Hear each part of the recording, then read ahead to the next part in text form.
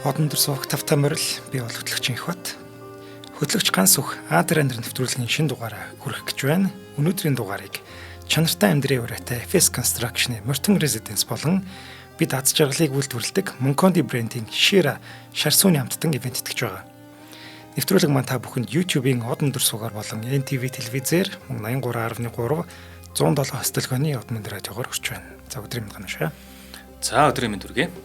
За өнөөдөр хэдүүлээ Монгол үндэстний маань тасарсан мах, үсэрсэн цус хилийн гадаа үлдэж хоцорч биднээс хэд дахин илүү зовлон, зүдгүүр, ганцаардал, гансарлыг туулан газар нутагтай гэхдээ эзэн байж сөрөн эрх төрөмгийлэл, хүчирхийлэл, зовлон зүдгүүрийг туулсан өвөр Монгол, дээд Монгол, цахар, бурайд, ураанхаа төмний түүхийг ярьж хэлэлцэж өр хооч үедээ бас бахархуулан магтах гэсэн юм аа. За тэгээд энэ дундаас бол Эрэлхэг Баатар, эрдэм чадалт хүмүүс маш их байдаг. Үүний нэг нь бол өнөөдрийн ярих гэж байгаа Дэван буюу өвөр Монголын алтан ургийн удирдагчийн талаар ярих гэж байгаа. За тэгэхээр Дэван бол 20 дугаар зууны Монгол үндэсний түүхэнд өөрийн арилшгүй уул мөрөө үлдээсэн. Монгол үндэстний эрхчлөө, тусгаар байдлын төлөө тууштай тэмцэж их үндэстнээ нэгтгэж их Монгол улсаа сэргээн байгуулахад зүтгэсэн нийгэм, улс төрийн томоохон зүтгэлтэн гэдгийг шин цагийн түүхчид бол одоо хүлээн зөвшөөрдөг дуу нэгтэйгэр. За тэгэхээр Монгол үндэстний гэдэг шүү дээ, Монгол үндэстний гэж байна. Тэгэхээр Хятад болон Япон улсын зөрчлийн дунд Монгол үндэстний эрх ашиг хамгаалахын төлөө тэмцэхдээ Дэван ямар бодлого явуулж хэрхэн ажиллаж байсныг Манжгоо улс шиг тоглоомын улс болсонгүй бие даасан бодлого явуулж байсныг Монгол үндэстний асуудлыг дэлхийн тавцанд гарган Америкийн нэгдсэн улс зэрэг нөлөө бүхий том гүрнүүдийн дэмжлэг авахын төлөө тэмцэж байсныг түүхэн баримтуудад түшиглэн харуулахыг хичээлээ энэ удаагийн дугаарт. За Дэван бол коммунист дэглэмийг эксэлгүүцсэн монголчуудыг цуглуулan алшаад их хурал хуралдуулж Монголын өөртөө засгийн газар байгуулж өөртөө засаг хууль цааз хийж байсан нь зөвлөлт бод улс бүгд найрамдах Монгол ард улсын засгийн газар таалагдаагүй болохоор ямар бодлого нууц ажиллагаагаар Дэвангийн гэр бүлийг Улаанбаатарт авчирч улмаар Дэванг нууцаар хил нэвтрүүлэн бүгд найрамдах Монгол ард улсад авчирч баривчилж байцааж байгаад Хятадын талд шилжүүлэн эх оронч хүүгээ хэрхэн цааслуулсан тухай архивын баримтанд тулгуурлан ярихаар бэлтгэлээ. За Дэмчиг Донров буюу Дэван. За энэ хүн бол Чингис хааны 30 дугаар үе Боржгон овогт Намжил Ваанчиг ноёны хүү болон хар бар жилийн цагаан сарын шинийн 14 буюу 1902 оны 2 дугаар сарын 22-нд өвөр Монголын их сургуулийн энийг болохоор 1902 оны 2 дугаар сарын 22-нд төрсөн гэж үздэг. За яг энийг нь болохоор өвөр Монголын их сургуулийн профессор Загчид Цэцэн багш дутагдaltaа бичсэн байдаг.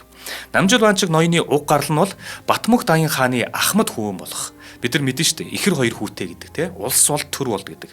Тэгэхээр Ахмад хоёр хүүгүүний нэг болох төр болдын үр сад бөгөөд 1642 онд Манжин хаан Чингис хааны алтан уургийн 20 дахь үеийн ноён Сэгүүсийг Ван цолоор өргөмжилж Сүнэт аймгийн баруун гарын хошуг захируулсны 29 дахь үеийн Ван нь Намжил Ваанчиг байсан. За Намжил Ваанчиг хэмээх энэ ноён бол тухайн үеийн өвөр Монголын шилийн голын чуулган даргын алба хаждаг тэр үеийн хамгийн өндөр зиндааны ноён болох засаг бөгөөд түүнийг хурц сэргэлэн эрч хүчтэй хатуу чанга эрдэнэ номыг дээдэлдэг сурч судлах дуртай зорьсондоо хүрдэг шулуун шударга зантай ухаалаг хүн байсан бөгөөд хэрэг учрыг шийдэхдээ тун няхуур ханддаг тэр үеийн ноёд төшмөд дотор ихэд хүндлэгддэг хэмээн дууссан байдаг. За одоо нөгөө манайхан чин Рэ багш магш гэдэгтэй адилхан наа гэдэг штэ Балтбангич одоо баа ноён гэдэг ч юм ингэдэг. Тэгэхээр наа ноён эрдэм чадал шударга ёсоор ийм гайхагдсан хүн байсан болохоор Манжин засагтай хагаралдаж төд удалгүй чуулган даргын алба тушаалаас огцорч улс төрийн албанаас илүү засаг хосуунд очоод эрдэм боловсрал соёг гэгэрлийн ажлыг инхүү анхаарах болсон баг. За Намжил Ваанчиг Ван болохоор 3 хатан буулгасан гэдэг. Их хатан чуулалт хаалганы арын хошууны залангийн охин Орломсоо олон жил ханилан суусан боловч үр хүүхэд төрүүлж чадаагүй. Тэгээд бас төрхөмдөө бутсан. За хөх хот баг төмөдөөс 2 хатан буулгасан гэдэг бас л үр хүүхэд заяагаагүй. Гал голом залгах хүүтэй болохын тулд ихэд хичээж төлөвчөөр үзүүлсэн чинь за ордноосоо зүүн өмнө зүгт байгаа айлын үхэр жилтэй охинтой суувал хүү заяана гэж хэлсэн байна. Тэгэхээр 3 хатан буулгаад хүүтэй болж чадаагүй удам залгах хүн байхгүй. Тэгэхээр алтан уургийн удам залгах хүүгүй л байна гэсэн үг. Тэгэхээр одоо мэдээж нөгөө нэг хэцүү зовлон тохиолдоод үзмэрч төлөгч одоо юу гэдэг нь зурхаач дээр очдөг шүү дээ. Энийний дагуу юмц ингэж хэлсэн байна. Тэгэхээр н тусгай хүмүүс томилж жагаад өхөр жилтэй охины хэлд гаргасан байна. Тэгсэн чинь төшөмдүүд нь 6 замаар явсаар хагаад нэг охиныг аргалд үүж явахад нь таарад гэрт нь очисон чинь нэлээд тийм одоо тааруухан амьдралтай айл таарчилтай. Тэгэн гутлаа ордонд авчираад нааван төшмөд хаттайгаа зөвлөлдсөн баг энэ тухай. Тэгээд гүмбэн хийдийн 6 ламнараар үзүүлсэн чинь охин буян заяа сайн учир хатан болж хүү төрүүлнэ гэж айлцсан баг. Ингээд одоо наваа манчиг ноёны хувьд болохоор өөрөө 60 настай байсан. 60 настай байсан ч гэсэндээ ингээд 4 дахь хатнаа буулгаж ийн гэсэн үг байхгүй хүүтэй болохын тулд. Ингээд баг хатан болсон эмэгтэй нь бол цахрын гүл цагааны хошууны сономцоо гэдэг бүсгүй байсан. За сономцоо бүсгүй баг хатан болж ирмэгц одоо нэг дээр нь байгаа одоо хаттууд нь түүнийг татвар эмэгтэй шиг харьцаж элдвэр гадуурхаж байсан учраас нөгөө хошууныхын төшмдүүд болон хийдийн ламнаар яаж хийж яагаад одоо алтан ургийн залгамжлал хүү төрүүлэх хэрэгтэй гэд энэ зөрчлөөс нь аль болох хол байлгахын тулд ноёнг болон сономцоо хатан хоёрыг байн хамтдаа байх арга зам сэдэж эхэлсэн байна. Тэгээд нөгөө бусад хоёр хатныг нь болохоор сүм хийдийн хурал ном найр наадам төлөөлүүлж оролцуулах гэх юм чинь тэр ажил руу ихэнхдээ томилж холдуулаад тэгээд сономцоо болон ноён хоёрыг хамттан байлгасан. За энэ арга удалгүй одоо үр дүнтэй ажиллаад гэх юм уу сономцоо хөл хүнд болсон байгаа. Тэгээ хоёр хатан үүнд эргэлзэж элдв цуу яриа гаргаж байсан учраас 6 лам нэртэй сампинч нараар өдөр судрыг нарийн үзүүлж зөрүүгүү тааруулсан гэдэг. За яг үнэхээр энэ ноёноос энэ нэмэгтэй хүүхэдтэй болсон юм а гэдгийг нь баталж өгсөн байх нь. За энэ хүн хүсэн хүлээсэн хүүн хар бар жилийн цагаан сарын 14 буюу 1902 оны 2 дугаар сарын 22-ны өдөр мэндэлсэн. Энэ нь Тэнгэрийн иш газрын эрхтний тооллоор бол бар жилийн бар сарын бар өдөр таарсан гэдэг. Бээжингийн алдар зурхаачаар хөвгөнийг үзүүлэхэд энэ бол энгийн нийгэм биш ээ, эрхэм хүн байна. Бид нэг насандаа ийм хүнтэй хэдхэн удаа уулзах вүлээ гэсэн гэдэг. За ингээд нааван төрсөн хүүгийнхаа зүс царайг үзхийг ихэд хүссэн боловч хүссэн хүү төрөхөд цөвтөө байж магадгүй гэсэн сүсэг бишрэлтэй автан сайн лам нараар ном уншуулж өлзийд сайн цагийг нь товлон дэмчиг донор буюу амгалан бүтээгч хэмээх нэр өгч удам залгах хүүтэй болсноо албан ёсоор зарласан баг. Тэгэхээр бас хүүгээ харах гэхээр нөгөө нэг элдв юм болчих юм болов уу гэд нөгөө нэг шууны сүдэд тусахаас үтэл одоо ингээд имзэгэлдэг гэдэг гадуур нөгөө нэг гэрийнхаа гадуур олс татаад хүн оруулахгүй байдаг гэх мэтлэн ингэж нөгөө нэг монголчууд маань хүүдээ бас нөгөө нэг үнэхээр хүсэн хүлээж хагаад ирсэн хүүгээ бол ингэж нангиндаг байсантай адилхан за ингэж хагаад ямарчсан хүүтэй болсноо зарлж байгаа юм байна. За хүүгээ төрснөөс хойш нааван бол одоо ерөөсөө л ганц хүүн учраас удам залах ганц хүүн учраас өөрөө бас сүсэг бишрэл ихтэй. Тэгээд төр соёлын ажилласаа бүр холдоод хүүгийнхэн төлөө залбирч сүм хийдэд залбирч мөргөн суусаар төд удалгүй 1908 онд утаад мөргөл хийж яваад тэр үед нас барцсан баг. За тэгээ хүүгээ бол маш бага багт нас барчлаа.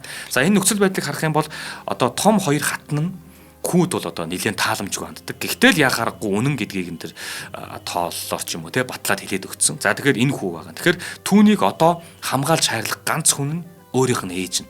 Тэгээ дээр нь хоёр хатан байгаа. Хоёр хатан бол жоохон эвгүүцсэн байдалтай ханддаг гэсэн үг. За тэгээд сономцоо хатан гэдэг байгаа. Сономцоо гэдэг эмэгтэй бол хүүгээ нааванг таал төгссөнөөс хойш хүүгээ аваад ордондоо ирээд цагаан хүрээний эмээ хатан гэдэг одоо авгаалуулж нутаг болондоо авгаалуулж зарч шивгч нарын хамт сурсан зангаараа өөрөө нөгөө нэг одоо аргалд үж явсан гэдэг юм малтай айлын хүүхэд учраас цагаан эдээ боловсруулдаг. Сүү сайл хийж насыг барсан гэж байгаа. Тэгэхдээ яг түүнийг 1935 онд нас урахад Дэвангийн хошууны 1000 лам нутгийн өндөр сүмд ном хурж хөхнүүрийн гүмбэн хийдийн зэндаа өндөр ламнаар майнын өрөл бүтээг хурал хийж одоо ингэж 91-нд ээжээгээ маш хүндэтгэлтэйгээр оршуулсан гэж байгаа. Ер нь бол Дэвангийн эхийн энэ шарил эцгийн онгоныг үстэй Алтан овоон дахь дээдсийн онгоны хоригт хамт оршуулсан уулна. Тэгээ хосчулуун сувраг босгосон байсныг нь хожим 1949 онд хятадууд газрын хөрснөөс арчиж хайсан байдаг.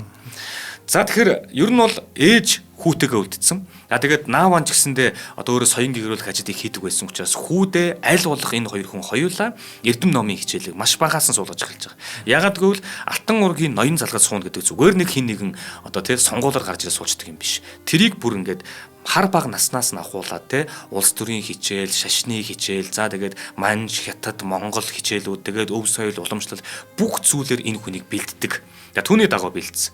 За тэгээд Дэван гэдэг энэ хүнд одоо хэрэгэм зэрэг өвдүүлэх асуудал түүний их сурвалжид угсаа биш гэдгээр асуудал гарч ирсэн. Ягаад гэхээр нөгөө хоёр хатан гэдэг юм уу эсвэл эгэн тойрны хүмүүсийн Алтан ургийг залгуулахгүй гэдэг их юм яригддаг байсан. Гэхдээ өвөр Монголын ноёд дунд аавынхан гавьяа зүтгэлийг санаж дуусдаг хүмүүс их байсан учраас Манжин хаан дуу нэгтэйгээр айлтгал өргөсөн байна.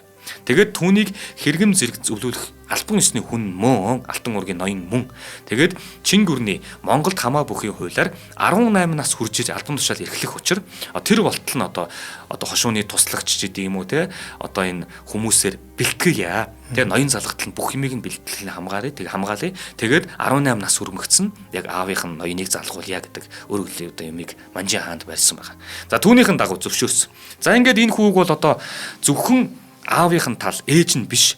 Тэгэхээр тэр аавд нь хамтдаа зүтгэж явсан төрийн төшмөлүүд болон те ноёдууд эднэр бүгдээрээ энэ хүүг бэлдэж эхэлсэн байна. За ингээд монгол бичиг, манж хэл, бичиг дээрэс нь Бээжингээс хятад хэл бичгийн багш тусгаалan очиж авчираад тэгээ монгол, манж, хятад гурван хэлний хавсарсан гэрийн боловсролыг маш өндөр түвшинд сургаж бэлтгэж эхэлсэн. За дэмчиг донорч гэсэн багаасаа ном судар сурахаас уншихаас гадна те өөрөө дуу хөгжим, ан ав, сур харва дуртай байсны дээр машин техникт бас их сонирхолтой хүү болон өсч байсан байна. Тэгэхээр энэ бол 1900-аад оны ихэнх үе ягддаг шүү дээ, тийм. Тэгэхээр энэ онд одоо энэ үед юу болж байгаа вэ гэдгийг нийгэм байдлыг ярих юм бол за Манжин эзэн хааны хүч нэлээд сулгацсан. Яагаад тэгэхээр одоо барууны хүчлэн одоо эзлэн төрөн биелэгч одоо гүрнүүд бол Манжин эдийн засгийг задлах зорилгоор хар тамхины дайныг 2 удаа хийж гисэн. Тэгээ хятадд хар тамхиг дэлгэрэнгүй бүр нээлттэй худалдаалдаг. Одоо Английн колони байгаа энэтхэг ба шүү дээ, тийм. Энэтхэгт бүр хар тамхиг тариалдаг. Тэгээд энэтхэгээс шууд хятад руу оруулж ирдэг. За тэгээд нөгөө цай, дурдан одоо давс юу гэдгийг тийм. Манжин өөрсдийн эдийн засгийн гол хөдөлгөөр болоод байгаа тэр бүтээгдэхүүнүүдийг нь хар тамхиар сольж авдаг. Бүр сүүлдээ хар тамхины үнэн дийлдэгэ байгаад цайгаа тэгээд одоо будаага юу гэдгийг торог дурдангаа дээрээс нь мөнгөн зоосоо нэмж өгч тэр хар тамхиг авдаг хэмжээний болтол нь эдийн засгийн хувьд ороотулсан байгаа. За тэгээд үүнээс шалтгаалаад Манж гүрэн бол одоо өөрийн хязгаарын нутгуудад те өөрийн одоо харьяа улсуудтай шин засгийн бодлогыг хүчтэйгээр ажилуулад эхэлсэн энэ үе. За энэ үед бол одоо манай өмнөх дугааруудын одоо ярьж исэн хүмүүс болох те Чингман хаан дээр сайн оюун хаан намнан сүрэн төшөөд хүн жагдарж ав даалам цэрэн чимэд богдгаан тэргүүд улсууд бол яг Монголыг те Манж гүрнийг унах үед нь тусгаар улсаа зарлана гэсэн тэр ажлууд явж байгаа ийм үе байхгүй. За тэгээд 10 настай дэмчиг донор хүүг Сүнэд баруун хошууны хошоо дүүрэн чин манд өргөмжилсэн түүнийг 15 настай их хатны санаачилгаар хошууны нилээд чинэлэг айлын охин болох Сэвждмата ураг барилдуулсан. За төд удалгүй Дэван А болсон. Маш бага залуу наснд А болсон. Тэгээд ууган хүү Дүгэр сүрэн гэдэг хүүхдийг одоо мэндэлсэн байгаа. Дүгэр сүрэн. Тэгээд Сэвждмаа болохоор одоо бас бага залуу настай эмэгтэй байсан учраас нөгөө нэг эрт төрснөөсөө болоод бие муутагаасаа болоод хүүгээ нэлхт нь нас барцсан. Түүнийг 18 нас буюу Дэванг 18 нас хүрмэгцэн хошууныхаа бүх хэргийг бичлэн эрхлэх одоо боломжтой болоод тэгээд нөгөө нэг аавынхаа ноёныг залгаж авч байгаа. За 1920-ад онд авга зүүн хошууны гүнсэн туслагчийн ганц охин гэдэг Эренцэн цог хатан болгож насан туршдаа хамт амьдэрсэн энэ хоёр хүн. За Эренцэн цоо 10 хүүхэд төрүүлсэн гэдэг. За 10 хүүхэд төрүүлснээс 3 охин 2 хүн эндсэн. За тэгээд 4 хүү 1 охиноо өсгөн хүмүүжүүлсэн байгаа. За тэгээд бид нар нөгөө нэг бас өмнөх дугааруудаар ярьжсэн Чингман хаан дөржийн хүү, удам салгах хүүг. Дээрээс нь сайн ноёнхан намнан сүрэнгийн удам салгах 2 хүү бас нас бардаг тий. Гэх мэтчлэн ингээд нэг 6 жилийн хугацаанд Алтан уургийн ноёдын залгамжлах тэр хөвгүүд зурдаар ямар нэгэн байдлаар сонин ингээд 60 гаруй хөвгүүд ч гэдэг лөө бүгд ингээд алагдсан, өвчин тусаа өвчнөөрөөд болсон, учир мэдгэдэггүй шалтгаанаар байхгүй болсон гэх мэтчлэн. Тэрний одоо адилхан ойролцоо дэмчиг донор гэдэг энэ хүний 3 охин 2 хүн эдсэн гэж бодлоо. Тий. За тэгээд Эренцэн цон гэдэг энэ хатны хувьд болохоор их царайлаг. За гэрийн хүмүүжил сайтай, ёс журамд суралцсан, төлөв даруй замтай, тэгээд сүү цагаа боловсруулах, оюутал үүлэнд урнаараа онцгой магтагдсан. Тэгээд нөхрийнхөө ажил үйлд оролцдог. Хүүхдүүдэд хүмүүжүүлэхэд бүх амьдралаа зориулсан жинхэнэ Монгол хатан байсан гэж одоо болтол өвөр Монголын олон түүх судлаачид магтан бичдэг. За ингээд одоо Дэвангийн хувьд бол аавынхаа тэр эрхэм үйлийг залгамжилж байгаа хүн учраас төрсөн цагаас энэ хүний хувь заяа тодорхой байсан тий. Тэгээд бэлтгэл инээ тэр юм явсан 18 наснд хүрсэн өөрийн гэр бүлтэй болсон үр хүүхэдтэй болж байгаа. За одоо өөрийнх нь төрийн үйл ажиллагаа орж эхэлв. 18 настай хүү шүү дээ. За тэгээд түүнийг баг багт нь өвөр Монголд улс төрийн нөхцөл байдал эд явагдаж байсан. Эд явагдаж болоод өнгөрсөн байсан. Ягаад гэхээр түүнийг нөгөө нэг яг ингээд 18 нас хүрмэгц гэдэг юм уу. Тэ энэ 1902 оны хүн 18 нас хүрэхэд 1920 он болчихж байгаа. Гэтэл энэ дунд чинь түүнийг нэг 7 8 9 10 настай байх үед нь тэ монголчууд маань тусгаар тогтносон богдхаанд Монгол улсаа зарлаад өвөр Монголын ах дүүсээ нэгдээч гэсэн 49 хошуунаас 35 хошуун нэгдъя гэж зөвшөөрөөд тийм үү те биднийг чөлөөлөөч гэдэг. Тэр үед Манж гүрний хаан хатан байгаад байгаа боловч яг хязгаарын цэргүүд инээ тэрийн өмнө бүгдээрээ хятад цэргүүд. Хятадууд манай Монголд хэлийн цэрэг байсан, хятадууд цагтаа хийдэг байсан. Одоо тэгээ Манжийн 3 аман ар Монголыг захирдаг байсан гэх мэтчлэн. Тэгэхээр өвөр Монголын газар нутаг дээр яагаад 49 очоо 35 зөвшөөрөөд тэгээд биднийг суллаач ээ, биднийг чөлөөлөөч гэдэг байгаа вэ гэхээр нутагт нь тэр жигтэй хятад цэргүүд суудсан байгаа. Тийм учраас дайн тулаан хийя. Цэрэг зэвсэг байхгүй, цэргүүд бөөнөрөө цугларахыг ч юм уу хордог те. Ийм учраас тэмцээгээ босёо гэд хэдэн гар мухар байгаа гэсэн үг. Тийм учраас ах дүүсээсээ тусламж хүсэж байгаа.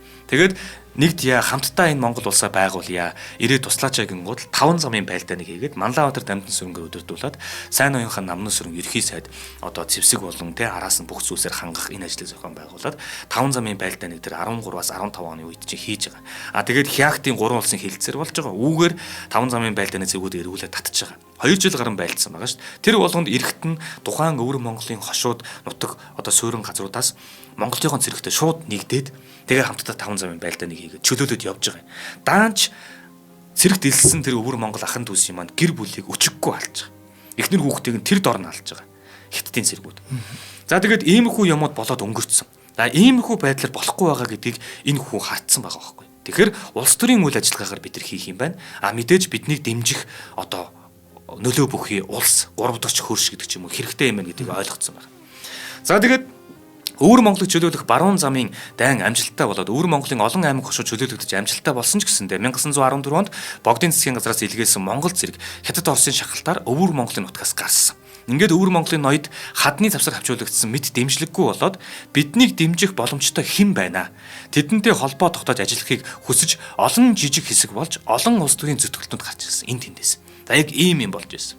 Ялангуяа 1921 онд Монголд ялсан үндэсний эрх чөлөөний үргэлжлэл болсон ардын хувьсгалын үр дүн тогтсон. Ардын засгийн газар өмнөх уламжлалаа хадгалан өвөр Монголын нутагт хувьсгалт шин чанартай хөдөлгөөн үйл ажиллагаануудыг идэвхтэй дэмжиж ирсэн. Тэр үед Зүйлс бод улс Коминтерн дэмжлэгтэйгээр Монгол Адын намын Спойн нэмэх дамбд оржнаар өвөр Монголд хувьсгалт хөдөлгөөн өрнүүлэхийн төлөө ажиллаж байваа гэж. За Хятадын хувьд одоо бид нар ч гэсэндээ өвөр Монголд хувьсгалыг өрнүүлээд те тэрнийхээ холбох гээд үзээд байсан гэсэн үг байхгүй анхандаа тэр 20 онд. Хятадын хувьд хөрөнгөтний хувьсгалын үр дүн тогтсон бүгд найрамдах улсын засаглалын ерөнхийлөгч Ён Шикай гэж байгаа. Ён Шикай засгийн газар дороотож улс төрийн тэмцэл улс төрийн намуудын хооронд өрнөсөн байгаа.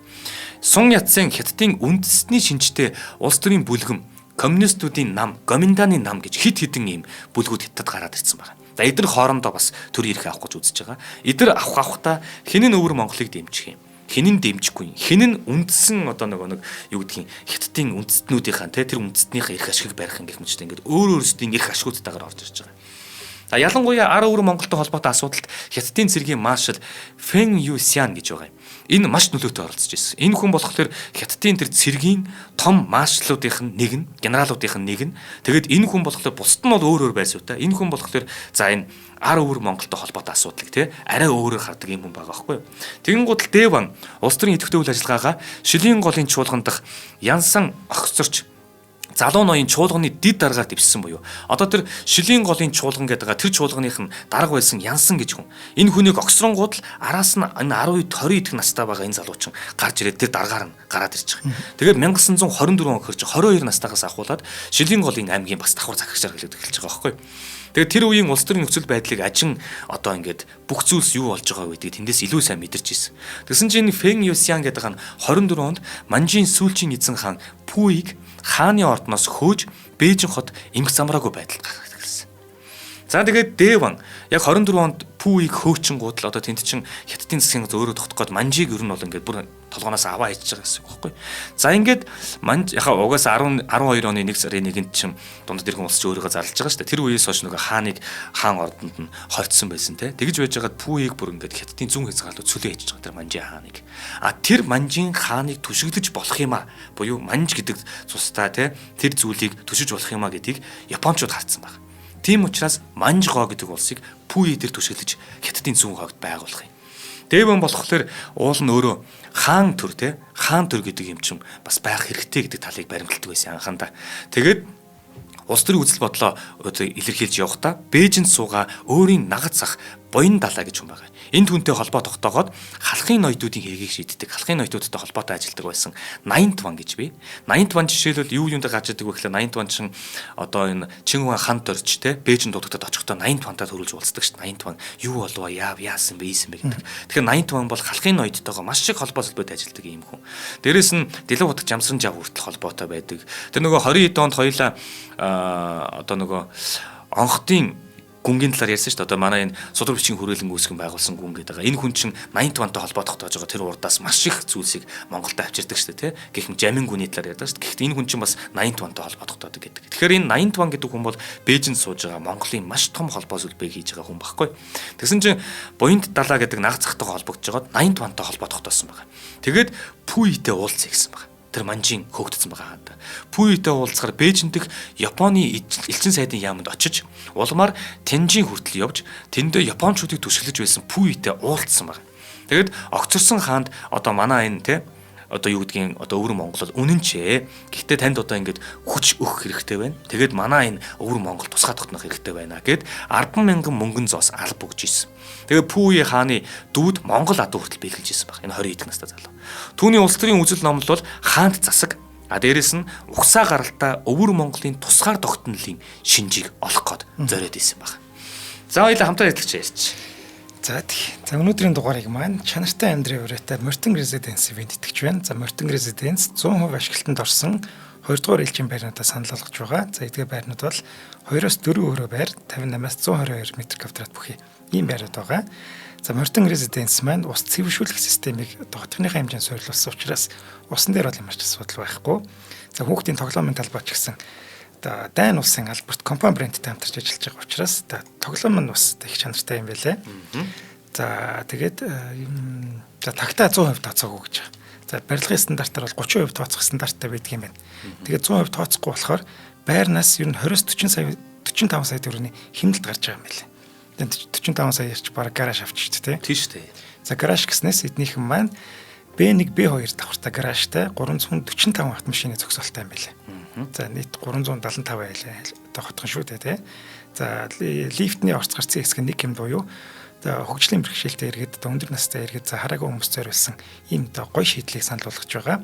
За байр маань өөрөө дээж өрөх талбайтайгаар их онцлогтой байр байгаа шүү. За зайсан толгойн яг зүүн талд Америк сургуулийн яг хойдолтын байр маань баригдаж байгаа.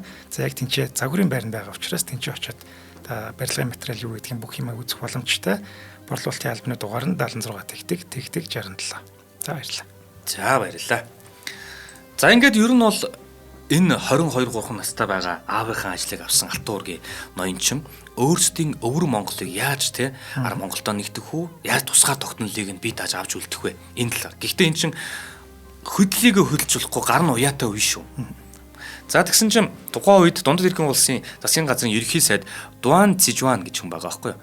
Тэгээ энэ хүн болохоор 1925 онд Бээжинд хуралдуулсан нийт үндэстний их хурал гэж болж байгаа. За одоо бүр ингээд яг одоо юу гэдгийг олон ястан инээ тэр байж болно. Гэтэ нийт үндэстний буюу Дундад иргэн улсын нэгдсэн ийм том хурлыг хийж байгаа байхгүй юу. Үндэстний төлөөлөлд оролцсон гэсэн үг. Энэ дээр хэн очиж ийн гэж Шилийн голын чуулганы төлөөлж Дэван очиж байгаа. Нөгөө 22 настай хүч. Ингээд нэг өсөндөө түүний анхны улсын хэмжээний төрийн ажиллагаа эхэлж байгаа байхгүй. Одоо ингээд бүр Шилийн голыг төлөөж очих гэхээр одоо тэр гэдэг нөгөө бүсүүдийг төлөөж байгаа ноёдууд шүү дээ. Тэгэхээр тэр ноёдуудын нэгээр Бээжинтэй тэр Дундад иргэн улстай уулзж байна гэсэн үг. Энэ чуулганд Хятад, Төвд, Хотон манж олон үндэсний залуучуудаа уулзалтаж улс төрийн үзэл бодлоо хуваалцаж өвөр монголчууд Хятадын энэ ороо бусгаа олон генералуудын дайны хөлд өргөдөхгүй тулд үндэсний сөрөн тэсэх чадамжтай байх гэсэн бодолтой байсан. За үндэсний сөрөн тэсэх чадамж зүйл байдаг. Энэ юу вэ гэхээр их гүрэн олон улсын хамтын нийгэмлэгийн харьяанд байлгүй. Их гүрэн юм уу тэр олон улсын хамтын нийгмийн харьяанд байхгүйгээр улс төр, эдийн засаг, нийгмийн хувьд хэр удаан оршин тогтнох вэ гэдэг ойлголт. Тэдний нөлөө харьяал байхгүй байлаа гэхэд бид нар яг өөрөөрөө яг амьдараа хэр удаа оршин тогтнох юм бэ? Орчин үеийн улс орны бие даан оршин тогтнох нэг үндэс гэж одоо үздэг болчиход байгаа энийг бүр. Тэгэхээр одоо юу гэдгийг Монгол улс гэсэндээ хамтж байгаа орнууд байхгүй хаалт бүх ингээ харьяа марья гэдэг юм уу тэр олон улсны байгууллага нийт юмд байхгүйгээр таг ганцаараа байлаа гэхэд хэр удаан тэсэж үлдэж чадах вэ? ганцаараа бие даагаад яг амин дээрээ тулахад хэр удаан тулж чадах вэ гэдэг чадамж байхгүй. Тэрийг нөгөө 22 настай хүүчин өвөр монголчууд яг чадах уу гэдгийг яриад байгаа байхгүй.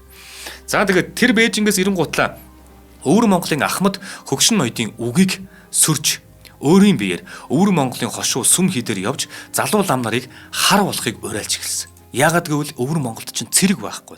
Эрд цэргүүд байхгүй. Тийм учраас бид нар үндэсний сөрөн тэсэх чадвараа буюу дайн тулаан хийх ийм бие хамгаалах юу ч байхгүй. Тийм учраас одоо энэ лам нарыг хар болооч гэж өөрөө орон нутгаар бүх хушуудаараа явж уриалж эхэлж байгаа. За тэгээд машин техник худалдан авч ноос нэхэмлийн жижиг үйлдвэрүүдийг байгуулж эхэлсэн. Тэгээд сургууль орчин үеийн эмнэлгүүдийг байгуулж эхэлж байгаа. Өөрийн хошуундаа 500 хүнтэй өөрийгөө хамгаалах орчин үеийн цэргийн хороо байгуулж байгаа. Ингээд 1926 онд гэхэд хороогоо тэлж бүр 1000 хүнтэй одоо өөрийгөө хамгаалах орчин үеийн тийм хороог байгуулад түүнийг сахин хамгаалах анги гэж байгуулсан байгаа. Тэгээд түүндээ буу зэвсэг зэвсгүүдийг засах, полимат гар бөмбөг хийх ийм жижиг газруудыг байгуулад цэргийн бүрэлдэхүүнээ орчин үеийн цэрэг айран болгох зорилготой ажиллаж эхэлсэн байна. За одоо яг нөгөө нэг сөрөн тэсэх чадвар байгаас бид нэрөө халдаад хин нэгэн авнаа гэж бидрийг ороод ирлээ гэхэд бид нар өөрсдийн гэсэн ийм улс шүү гэдээ хамгаалах бидэнд тийм хүч хэрэгтэй гэдэг. Эний чинь нөгөө нэг том гүрнүүд чинь зүгээр хараад суухгүй байхгүй. Гэтэл тэр нөгөө 20 идэх настай хүч шүү нөгөө нэг залуу насны гэдэг шиг юм ал хийж яваах.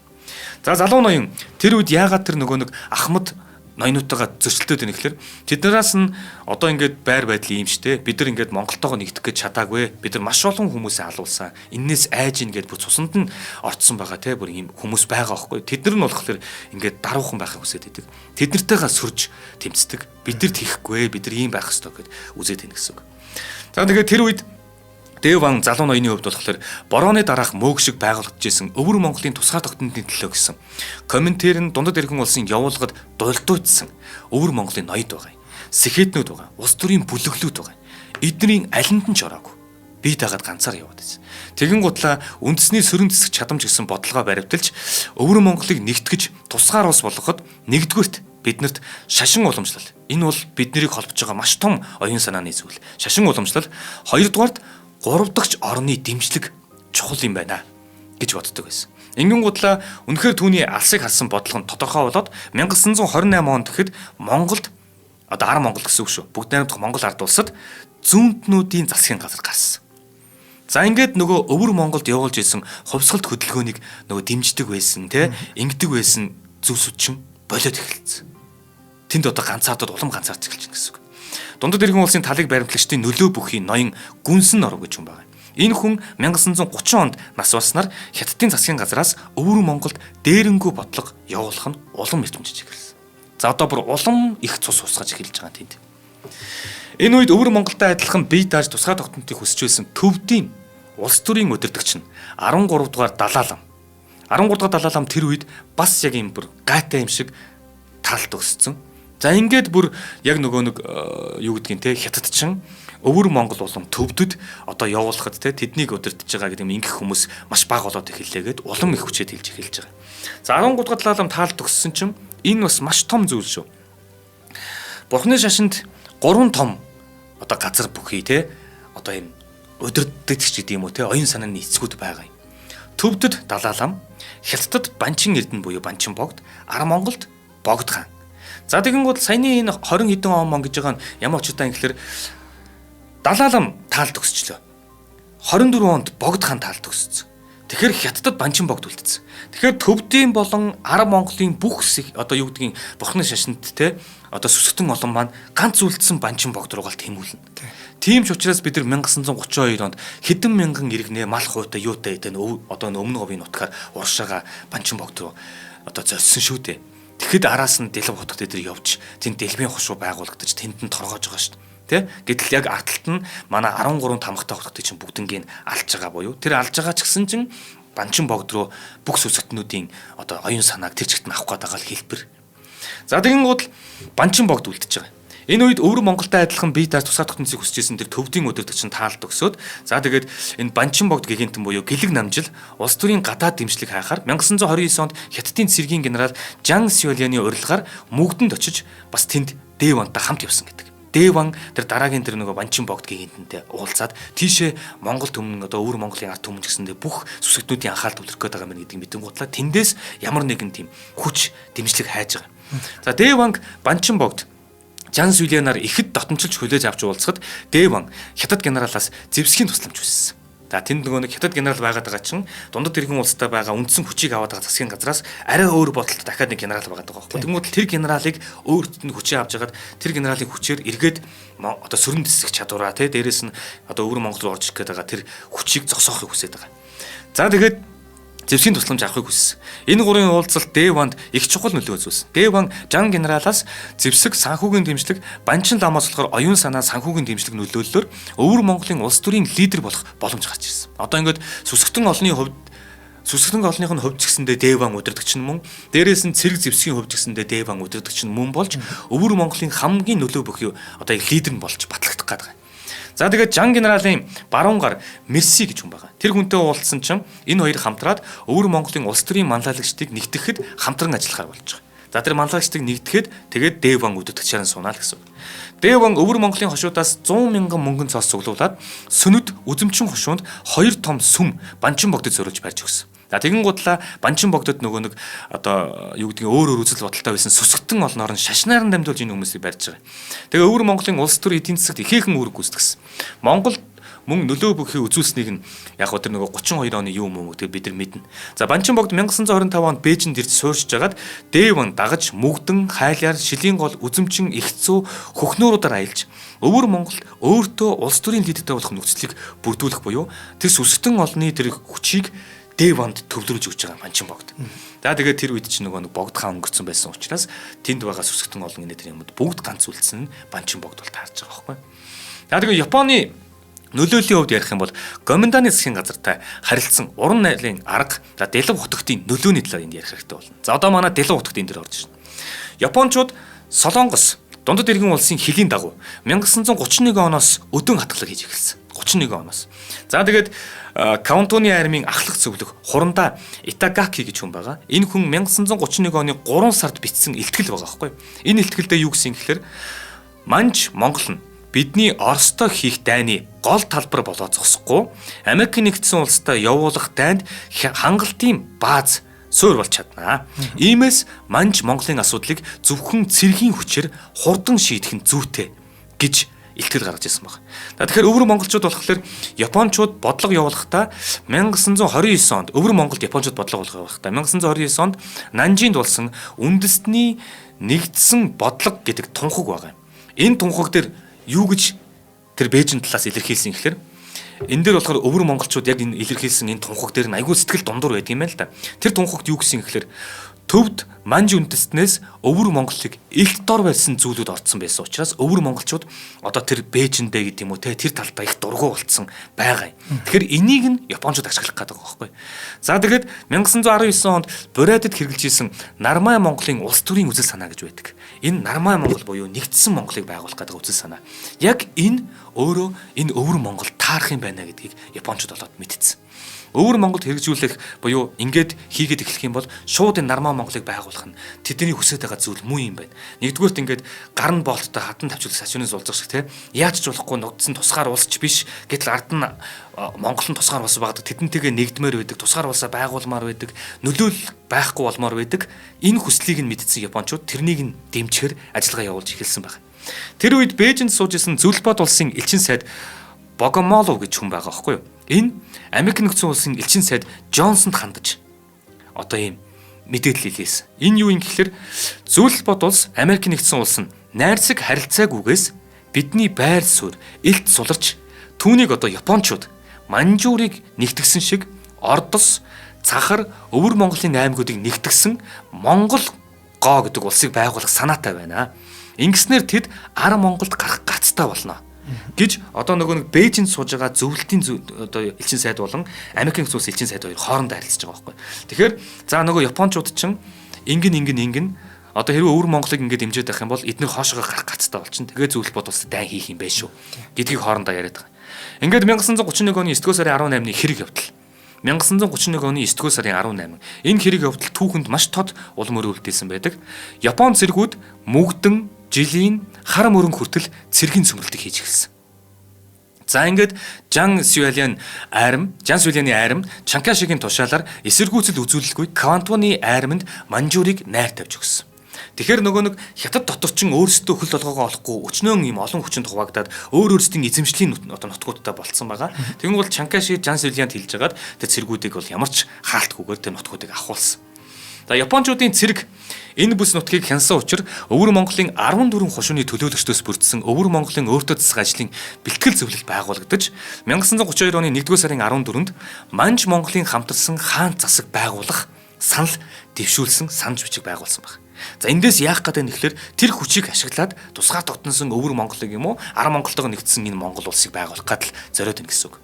Монголын далайн хаанаар Дэван болон Жалайдын Бадан Равдан Хөлөн бөөрийн Лишин, Хорчны Сайн Баяр нарын 5 хүн нэр дэвшсэн байна. Монголын талаа хаанаар. За Дэван Өвөр Монголын ноёдууд дунд улс төрийн лидер болох нь тодорхой болсон байсан. Япончууд энэ санам жижигийг хүлээн аваад Өвөр Монголын дотоод хямрал гарч магадгүй. Газар нутгийн зарим хэсэг Японы харьяанд байгаагүй зэрэгс болгоомжилж 1932 оны 3 дугаар сарын 1-нд Манжгаа улсыг өөрсдөө тунхагласан байна. Тэнт чинь уул нь Монголын Өвөр монголчуудын те ингээд яасан тэр улсыг нь байгуулж өгье гэж хэлсэн шүү дээ. Тэгин гутлаа энэ дотроо бас ийм юм шиг байна. Гэхдээ болохгүй юм байна гэд өөрсдийн Манжгаа улсыг тэнд өөрсдөө байгуулждаг. Бидний мэдрэх нөгөө нэг тоглоомын засгийн газар гэдэг байгаа чинь энэ. За Дэван Япончуудын Өвөр Монголын талаар баримталж байсан бодлогыг мэдтсэн. Тэгээд энэ юу нь буруу юм байна. Буруу жишээ эргээд ингэдэг ойлгон гутлаа Гоминданы засгийн газар Чанкашитай хамтарч газар нутгаа чөлөөлөх бодлого баримталж эхэлсэн. За тэгээд мэдээж Чанкаши болон Гоминданы засгийн газартай ярьлаа. Нөгөө нэг өөрсдийг нь бас ингээд тусгаар улс болоход хүлээмжшгүй өсрөхгүй байгаа тийм бас улс төрийн хүчингүүд байгаа шүү дээ хятадын. Тэднэртэй биш эднэртэй тэгвэл холбогдож байгаад эднэрээр бач болох юм биш үү гэж ойлгоод холбогдсон. Чанкаши Дэвангийн дэмжлэгийг авч Өвөр монголчуудыг Японы эсрэг ашиглаж болох талаар бодож эхэлсэн. Яагаад гэвэл хятадын зүүн хойг хятад руу орж ирэх тэр Чанкаши руу хүрэх гээд байгаа тэр голд нь Өвөр монгол байгаад байгаа. Цааталт нь Манжгаа байгаад байгаа. Тэгэхээр халахвч хаалт нь Өвөр монгол юм байна. Тэрний хувьд чинь Дэван юм байна. Хэрвээ наашаа довтлох юм бол Дэван тэнд нь торгоох юм байна.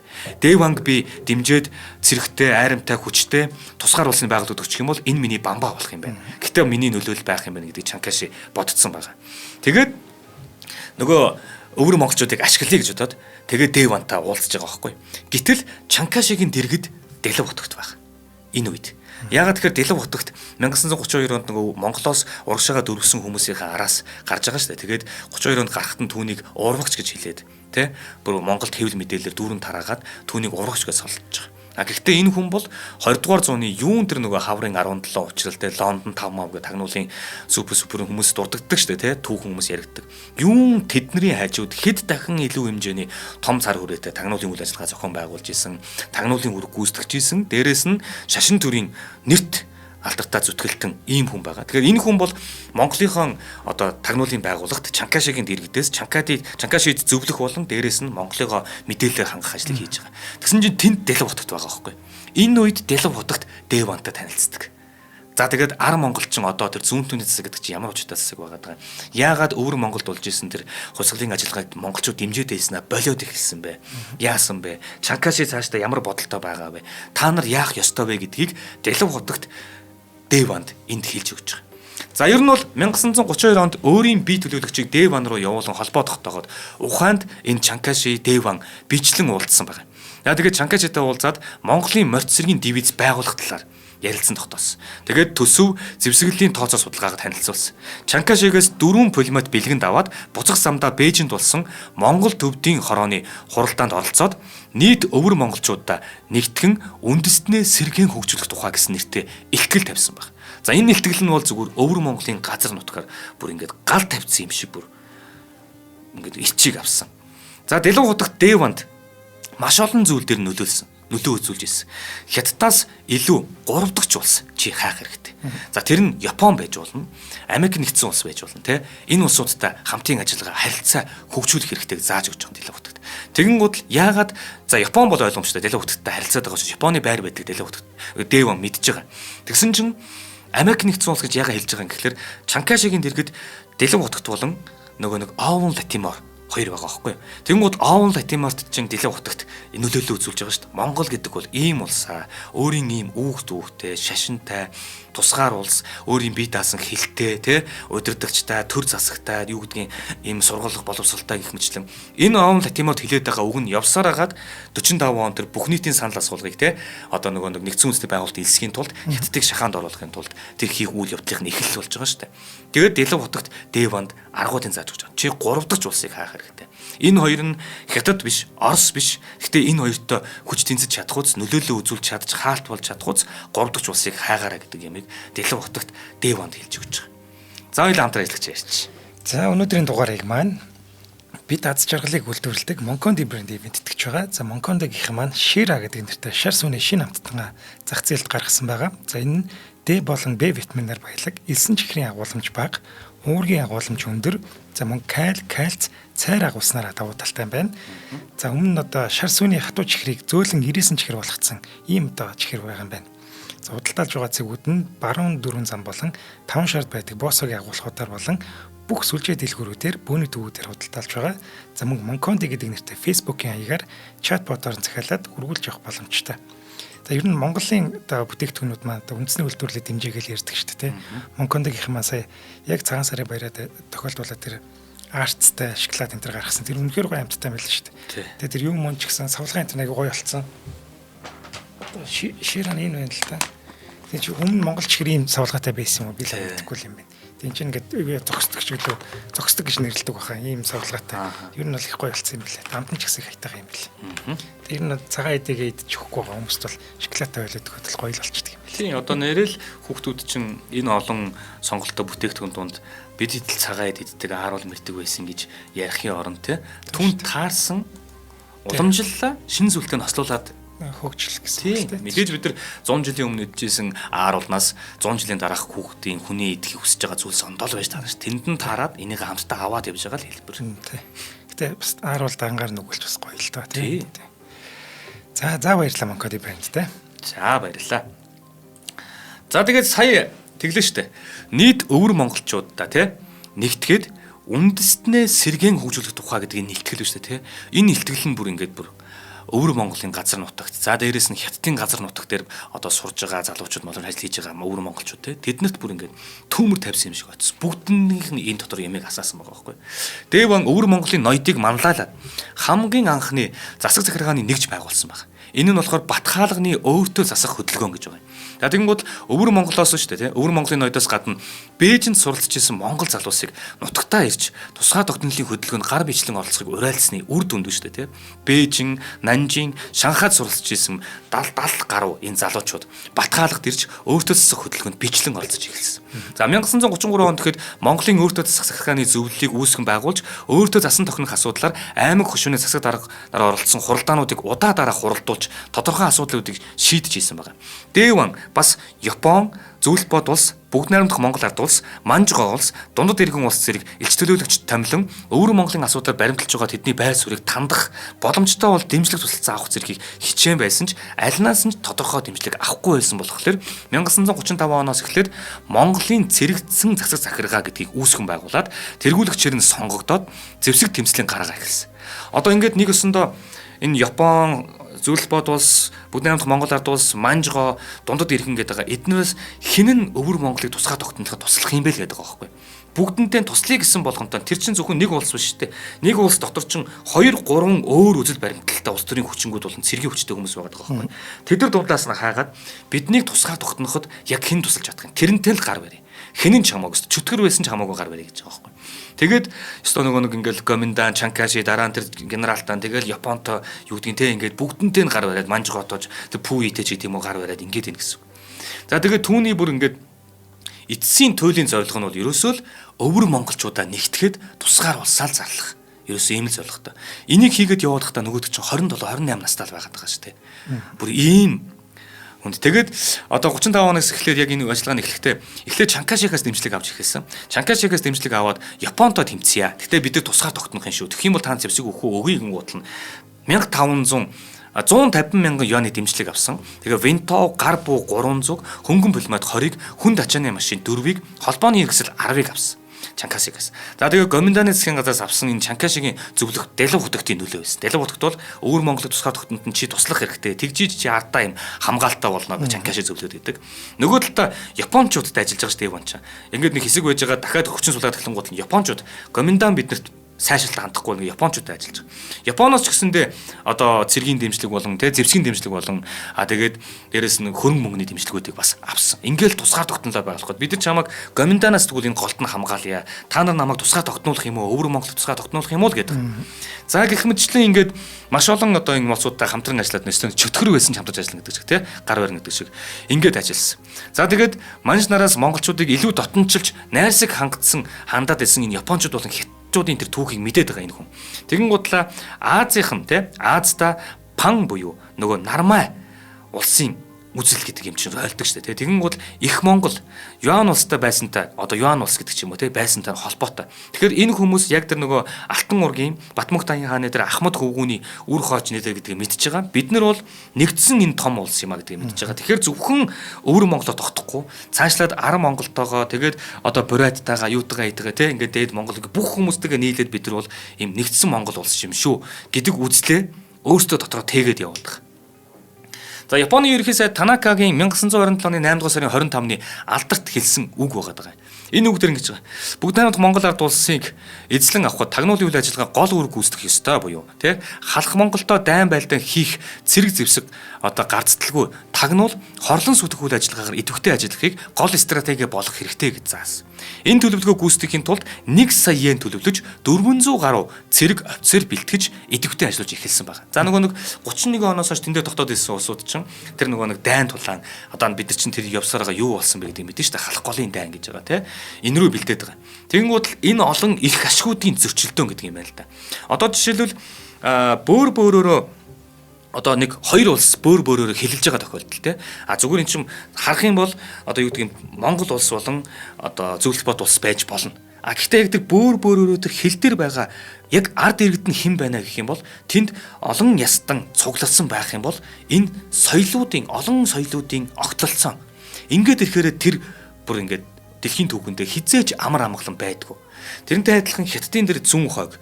Тэгэн гол манай Бүгд найрамдах Монгол ард улс те Дорнод аймаг, Сүхбаатар аймаг. За тэр байла. Дээрээс нь дэр Манжуурын хэсэг. Тэгээ Япончууд ороод ирсэн. Тэгээд өвөр монголчууд. Тэгээ Хятадын нөлөөгээд яг энэ соёлын маш том уулзар болчингууд энэ хизээч нөгөө нэг юм тайван байхгүй буюу аль нэг тал нь бүр гүйцэд авахгүй бол тэнд ингээд байлгаад ах юм уу ингээд ах юм бол тэнд байнга асуудал гасаар л байдаг юм байна.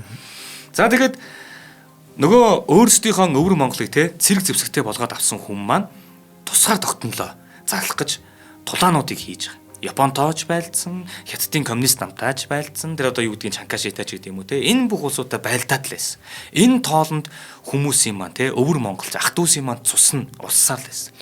Яг үннийг хэлэх юм бол 1961 онд л бид нэр бүр ингээд эцсийн эцтэй нэгдсэн үндэсний байгууллагт элсгээд тахтан те хилийн асуудалтай бол танахыг элсүүлэхгүй гэдэг хатан за бүр өгөхөө өгье боли яаж хийж яагаад элснэ тусгай тогтнол хүлээн зөвшөөрүүлнэ гэд 1961 онд л яг Монгол улсын одоогийн орчин тогтнож байгаа хилийг бүрэн дугуулж авч байгаа шүү дээ.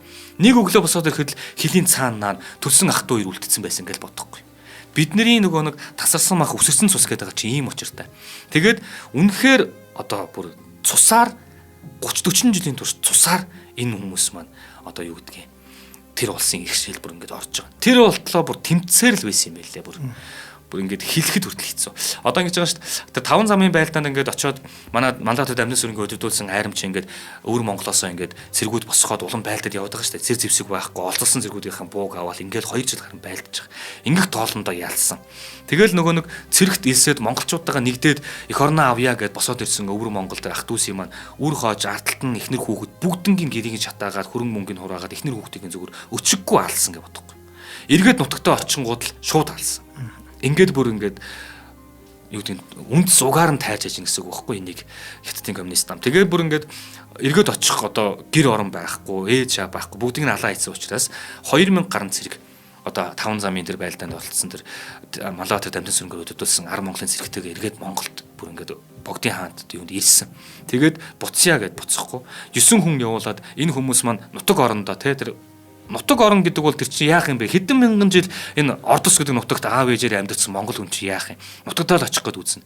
Тэгэн гут нь 9 төлөөлөгч явуулаад хил дээр уулзуулаад энэ хүмүүсийг нутагт нь буцаамаар байна гэсэн чинь тэр 9 төлөөлөгчийн хил дээр өчөхгүй алаа ийцэн. Ийм их цусыг туулсан, үдсэн бүр ийм ард түмэн маань бол яах аргагүй бидний ах トゥ ус энэ өвөр Монголын ах トゥ ус маань юм аа. За тэгээд ингэж байгаа. Монголын цэргийн штаб 1936 оны 2 дугаар сарын 12-нд Дэвангийн ордонд нээлттэй хийж Дэлав хотогт манж Японы төлөөлөгчид өвөр Монголын ноёд оролцсон Чингис хааны он тооллыг хэрэглэн гэж байгаа. Тэнд одоо нөгөө яг дайтнаа гэж цэргүүдээ босгоод бүр аймаа босгохдоо Дэван юу яасан гэхээр Чингис хааны он тооллыг хэрэглэж эхэлсэн шүү тэндээс. 731-р он гэж зарлаад би Чингис хааны агуу их зориг санааг дутаая залгамжилж Монголын төрлөх газар нутагтаа эргүүлэн авч үндэснээ дахин мандуулах их үлсийг бүтээнэ гэж тэнд тангарлаж ирсэн.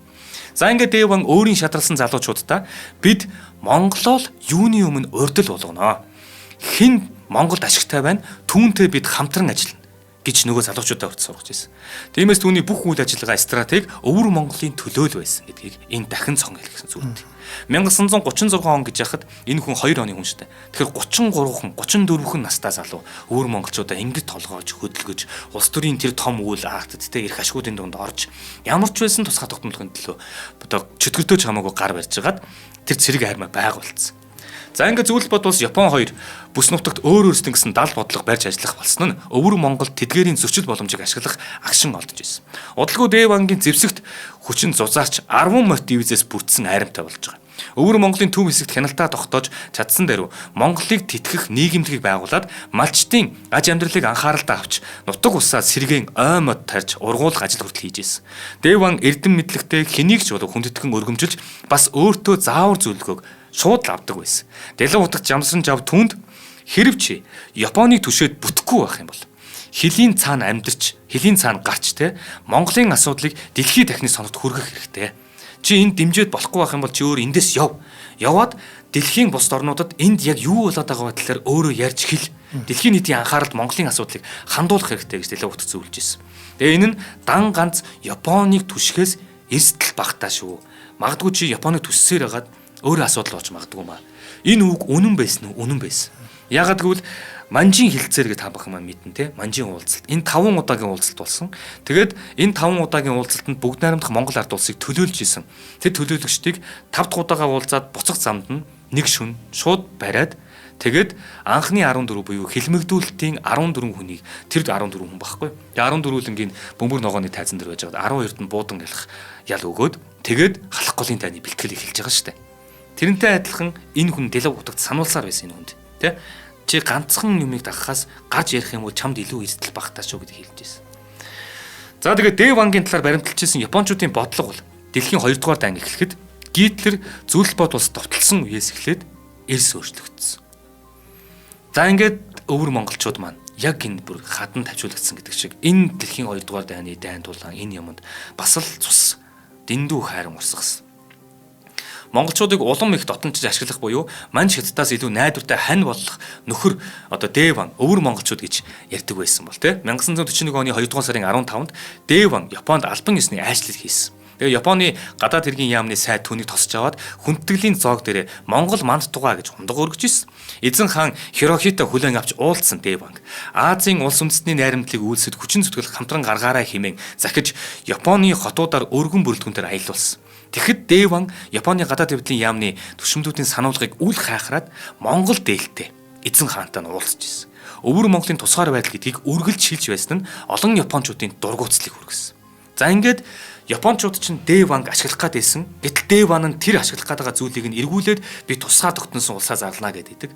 Тэгээд бүр эзэн хаантай нь уулзахдаа бүр Монгол дээлтэйг очиж уулзж байгаа тийм Алтан уургийн ноён маань. Тэгээ тэр нь ерөөсөө энэ бол цаашдаа бид нартай зам нийлэх гэдэг хүн биш байна. Энэ өөрийн тусгаар улсыг байгуулах гэдэг юм байна. Хатлагыг олон Япончуудыг тэр олон улс төрийн Японы тэр хүчтэй тэр дай эхэлсэн байсан шүү дээ. Тэр хүмүүсийн дургуйс хүрч ирсэн. За энэ айлчлалын үед нэг сонирхолтой юм болсон байна. Дэвангийн дагуулan ирсэн өвөр Монголын хүмүүсийн бүрэлдэхүүнд явсан жигмэд гэдэг бүх байгаа байхгүй. Тэр бүх Токиод бас нэг юм соёлын солилцоо давхар явж байгаа шүү дээ. Ингэх үед сумо бүхийн үзүүлэх барилдаан болсон чинь тэнд нь жигмэд гэдэг бүх нь очиод төрүүлсэн. Тэгэхээр бидний сумаа бүхэд эзэн сууж исэн үе хаа байсан тэндээс эхэлсэн байсан шүү. Бид нар яг хуу нас шасаа аврагын үед ч тийм үү те ингээд Монгол бүхчүүдийнхаа тэнд манлайлсан үеэс мэднэ л те. Гэтэл тэнд өвөр Монгол жигмэд гэдэг ах トゥ ус чинь очиод тэнд төрүүлж исэн. Зөвхөн бүх дагуулж ирээгүй манай. Дэв вангийн санаачлан байгуулсан Монгол дээд сургуульд одоо сурж исэн малчтын хүүхдийг те олноор нь Японд авчиад дээд сургуульд элсүүлмээр байна. Сургамаар байна. Хамгийн шилдэг залуучуудаа бид нар явуулаад тэндээс мэрэгжил юу байдгийг боловсрал тэр юмуудыг авмаар байна гэж авчирсан байгаа. Тэр дунд нь Сайчунг гэж нэртэй залуу байсан байгаа байхгүй. Энэ залуучууд нь Японд орохоор очиод өөрийн одоо тэр нөгөө нэг гомбжав, өргөнгөө, загчин сэчин зэрэг ийм хүмүүсийг одоо тэнд очихдаа авчиж сургасан юм байна л да. Тэд нар өөрөө хожим Монголын нэрд эрдэмтэд болсон залуучууд.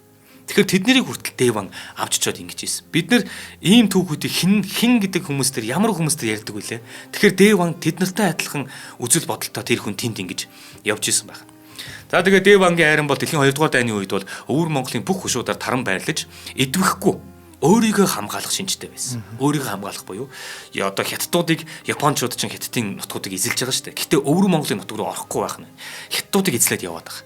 Тэгэнгүүт л одоо өвөр монголчуудаа цус хасгарахгүйгээр барьж үлдэхийн тулд нөгөө нэг Чанкайшигаас авсан зэвсэг дэмжлэг, Японоос авсан зэвсэг дэмжлэгүүдээрээ өөрсдийгөө цэрэгжүүлээд тэд нар нь одоо Монголын газар нутаг дээрээ өөрийгөө хамгаалan байж гэн гэсэн үг. Дайн тулаа хийхгүйгээр те. За ингэ байж ирсэн. Тэгсэн чинь Япон ялагдах нь тодорхой болох үед ирээдүйд болох хэрэг явдлыг таамаглаад Хятадын Гоминданы нам болон бусад улс төрийн хүчинтэй далбар холбоотгож эхэлж байгаа. Японы төгсөж исэн чинь уулан те Японы ялагдах нь ойлгомжтой болоод ирсэн. Тэгэхээр бид нар цэсэнтэй тэрнийхэн дагуу хамарганд явна. Тийм учраас тэр засаглалаа барьж үлдэх гээд байгаа улс төрийн хүч нь Хятадын улс төрийн хүч нь аль нь тэд нартай тэгвэл эвтэйхэн холбоотгож эхлэе гэд. Ингэж холбоотгож байгаа. За тэгээд 45 онд Япон үг дуугүй бууж их шаард дагалдаад Дэмчиг Донор бангийн Монголын өөртөө засах улс унж байгаа. За ингээд ийм байдал Дэмчиг Донор банк дахин гарах зам болохоор умарш буюу Орос Монголын цэрэгтэй одоо холбоо тогтоож өмнөш Гоминданы засгийн газартай бас харилцаж эхэлсэн. Яг энэ хоёр ард урд нь байгаа. Голд нь бид нар байгаа тий. Тэгвэл аль алинтай холбоо тогтоод голд нь ингээд бүрэн бүтэн үлдэх хэрэгтэй. Тэгэхгүй бол тэд нар чинь дайраад нутгаар нь дайраад явахын тулд Хиттийн цэрэг өвөр Монголд орж ирээ. Тэгээд тэр чигтээ одоо Монголыг өвөр Монголыг аваад тэгээд одоо хойшоо зөвлөлт болон Монголын цэрэгтэй байлдах гэдэг тий. Тийм учраас алинтай нь яах вэ гэж хагаад тэгээд зөвлөлт бод улс болон бүгд найрамдах Монгол ард улстай одоо харилцаа арай гайгүй байсан юм. Тэд нар нь чөлөөлөх дайнаа хийгээд өвөр Монголын газар нутгаар орж ирээ. Тэгээд тэн дээр байгаа цаашлаад Хятадын газар нутагт байгаа Японы Каунтоны армийн үлдэгдлийг хөөж Хятадыг Япончуудаас чөлөөлж өгч байгаа. Энэ нь давхар бүгд найрамдах Монгол ард улс дэлхийн улс үндэстний инх тайвны төлөө өөрийн гар бие оролцуулж байгаа буюу 21 мянган зэрэгээ гаргаж тэгээд зөвлөлт бод улс чинь сая гаруй мянган зэрэгээ оролцуулаад ингээд чөлөөлөх дайныг хийдэг. За энэ үйл явцад байна шүү дээ тий. Хятадд тогтож байгаа засаг зөвлөлтөд тогтсон байгаа тэр комментэр нь бүгд найрамдах Монгол ард улсад холбоотой байгаа энэ гуруула комментэрний үзэл баримтал. Тэгээд энэ гурав нийлж байгаад юу хийж байгаа бэ гэхэлэр энэ гуравч юу ах вэ? Тэр комментэр нь ер нь юу хийж байгаа бэ гэхэлэр за наад өрөвийгөд босоод байгаа те юу гэдгийг цэрэг армиа байгуулж байгаа тэр улсуудын толгойлогчийг нь авч хай. Толгойг нь байхгүй болго. За тэгээд өөрсдийн эрх мэдээ тогтоо. Үүнд нь бүгд найрамдах Монгол ард улс шахалт үзүүлээ. Тэ тэгжиж та нарын өөрсдийн чинь тусгаар тогтнолыг нөгөө талаас хүлээн зөвшөөрч эхэлнэ. Буюу Хятадын талаас хүлээн зөвшөөрч эхлэх юм аа. Ингээд бүгд найрамдах Монгол ард улсын өдөрдөгчд комментэрний шахалтаар яах аргагүй тэр одоо өвөр Монголын ах トゥ усыг те өөрсдөө ядаж тусгай тогтнохын тулд өвөр Монголын ах トゥ усийнхаа өдөртөгчийг одоо авч явахаас аргагүй болж байгаа. За ингээд чөлөөлөх дайны цэргүүд одоо уршаага өвөр Монголын газар нутгаар яваад газар нутгийг чөлөөлөөд за Хятад руу ороод Хятадын цэргүүдийг бүгднгийн одоо Хятадын хотуудыг Японы одоо эзлэн төрөмгөлөгчдийн Каунтоны армиас бүгднгээс нь чөлөөлөөд за тэгээ сүүлд нь бол мэдээж Япон улс бол үг дуугүй бууж өгөх дайнд бууж өгөх гарын үсэг зурж байгаа. За ингээд очихдоо 1945 оны тэр бүгд найрамдах Монгол ард улсын цэрэг орохдоо тэндээс Дэвангийн гэр бүл үр хүүхдүүдийг нь бүгднгийн бүгд найрамдах Монгол ард улс руу аваад явсан байдаг.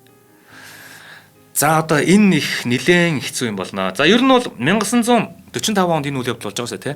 Тэгээд 45 онд яах аргагүй нөгөө нэг өвөр Монголдоо суух энэ хүн чинь бүр суух эцэг болж байгаа байхгүй. Тэгээд Бээжинд 1945 оноос 1948 оны хүртэл Бээжинд суусан байдаг. Энийг нь болохоор өвөр Монголын газар нутгаас нь холдуулж байгаа хэлбэр нэг талдаа. Нөгөө талдаа өөрийнх нь дутагдхлыг харахаар би эндээс хаашаач гарч чадахгүй байна гэдэг. Энэ нөгөө нэг бидний гинтэн ерхий сайтыг авч чичоод 20-нд байлгаж байгаа тэгээ цаазаар авдагтай адилхан энэ хүнийг тийш нь Бээжин рүү авчиад тэндээс гаргахгүй байгаа юм байна. Тэгээд гэр бүл нь болохоор өвөр Монголд үлдсэн байсан. Тэгээд чөлөөлөх тайнаар ингэж өвөр Монголыг очиж ингэж газар нутагт авангуудлаа тэндээс гэр бүлийг нь аваад бүгд найз Монгол ард улс руу явцсан. Тэгээд Бээжинд 48 хүртэл байж байгаа. Энэ хоорондоо зүгээр суугаагүй Гоминданы засгийн газарт хандж байгаа юм. Бээжинд байх хугацаанд шүү дээ, тий. Тэгээд Америк нэгдсэн улсын тусгай төлөөлөгч Майнс гэдэг хүнтэй 1948 онд уулзж байгаа. Тэгээд ингэсэн баг. Миний бие те Бээжинд сууж байгаа нь өнгөц харахад их чөлөөтэй юм шиг боловч эргэн тойрноос гарч болохгүй байна. Энэ тойргоос гарч болохгүй байна. Танай Америк нэгдсэн улс Америк нэгдсэн улс биднэрт туслахыг хүсвэл те Чанкашигээр дамжихгүйгээр бидэнтэй шууд харьцах хэрэгтэй байна. Чанкашигээр дамжиж болохгүй байна. Тэр өөр бодолтой байгаад байна гэж хэлж ийсэн. Гэхдээ дэмжлэг олж чадаагүй. За ингээд Хятадын коммунист намын 8 дугаар замын айрам Бээжин хотод тулж ирэхэд Дэван өөрийгөө цэрэгтэйг Альшагийн цүл хүртэл амь тэмцэн тулдаж цэргийн хүчээ алдсны дараа энэтхэг рүү гарч өвөр Монголын дөрвөгсдийн засгийн газрыг байгуулахар төлөвлөж ирсэн. Ингээд зүйл бодволс хар эрэг ажиллагааг эхлүүлсэн байна. Тэгэхээр Дэван бол ерөөсөө цэргээ аваад эцсийн тусаа хүртэл тэр Хятадын коммунист намын 8 дугаар айрамтай тулалдсан гэсэн үг. За ингээд хар эрэг ажиллагаа гэдэг нь болохоор Дэван болон түүний гэр бүлийн хувь заяаг сийдсэн ажиллагаа юм байна. Хар эрэг ажиллагаа. Монгол зөвлөлтийн цэрэг 1948 он 8 дугаар сард Шилийн голд орж ирээд тэгээ Дэвангийн гэр бүлийг Улаанбаатарт тавиадсан. Тэдний малчин, аягчин, үйлчлэгч, дагалдагч хүмүүсийг бүгднгийн цуг авч ирсэн. За ингээд бүгд найдах Монгол ард улсад өндөр хэмжээний хангамжтай байлгасан. За тэгээд тун удалгүй түүний хүүгээр Дэван загталвчүүлсэн. За загталвчүүлэхдээ яасан гэхээр бүгд найдах Монгол ард улсын удирдлагаас түүнийг эрхийг ихэд хүсэж байгаа тухай манай орны аль ч газарт амьдарч болно гэсэн байдалтай. Яагаад гэвэл Дэван чин одоо бүр нутагтаа байж чадахгүй, тэгээд цэрэг армаа алдсан, тэгээд Хятадын коммунист нам чин өвөр Монголд тэр зэвсгэлийн хүчээ тогтооцсон. За тэгээд өрөөсөн болсон хүн болгоныг алж байгаа. Ингээд энэ хүн Бээжингээр дамжаад энэтхэг рүү гарцсан ийм байдалтай байж хат нь та хөлчин бэртсэн гэсэн тий. Ирж хөлөө эмчлүүлээ. Бүгд найрамдах Монгол ард улсад амьдрах боломж байна тий харнаа. Өвөр Монголыг чөлөөлөх үйл ажиллагаагаа ар Монголоос хийж болно гэсэн найдалгаар 1949 оны 12 дугаар сарын 29-нд Шадар нөхдийн хамт бүгд найрамдах Монгол ард улсад ирж байгаа. Тэгээ хүүгээр нь ерөөхдөө ийм утга агуулгатай захиа бичүүлэхтэй. Одоо их сургуульд суралцж байгаа тухай тий их сургуульд суралцж байгаа хүү дугуй сүрэнгийн загтлыг тэгээд гэр бүлийнхнийх нь гэрэл зургийн хамт за тэгээд торго мөнгөн аяг хадаг зэргийн бэлгийн хамт одоо Дэван руу хөргүүлсэн байгаа. Тэгэхэд байж хат хаана байж хат юм чинь тий. Тэгээ хөргүүлээ та одоо энэ үйл ажиллагаагаа ер нь өвөр Монголыгоо тий тусгай тогтнуулах энэ үйл ажиллагаагаа бүгд найдах Монгол ард улс явуулж болно. Тэгэнгუთ тэр хүн чинь ах дүүс нь тэгж байгаа юм чи яах юм бэ? Ах дүүс маань ингэж яхад тэр хүн одоо би тийшээ очих л ёстой гэнэ үстэй. Итгэл өвөрлөл ирж байгаа шүү дээ. За тэгээ итгэл өвөрлөд ирсэн. За тэгээд 90 гутал нь за дотоод явдлын яамныхан угтаж авсан гэдэг. Би энийг одоо яг эндээс харах юм байгаа гэсэндээ ер нь бол угтаж авсан гэдэг. Тэгээд бүгд найрамдах Монгол ард улсын одоо удирдлага те тантай уулзсан чухал асуудал ярих юм а гэж хэлсэн байгаа. За тэгээд уулзтлаа таныг одоо ингээд хүлээн авах байранд авч ингээд маш тав тухтаагаар санаа амар одоо ингэж байлгасан. За тэгээд эхэндээ бол хоол хангамж гэдэг юм уу, соёл урлагийн үзүүлэлт гэдэг юм уу, ийм юмуд нь бүгдээрээ чөлөөтэй. Гэхдээ гэр бүлтэйгээ уулзах ихээр уулзахгүй. Гэр бүлтэйгээ уулзахгүй. Цаг нь болоогүй гэдэг. Эсвэл би удирдагчтай уулзмаар юм гэхээр уулзуулдаггүй. Цаг нь болоогүй гэдэг. За тэгээд хэдийгээр яг уу тэр Дэвангийн хувьд болохоор хэдийгээр намайг илэр дэмжихгүй ч гэсэндээ тий. Шууд одоо бас ингээд нэгтгэх талаар шууд утаа ярихгүй баха. Одоо болж байгаа үйл тийм улс төрийн энэ нөхцөл байдлын тийм юм сайн мэдж байгаа.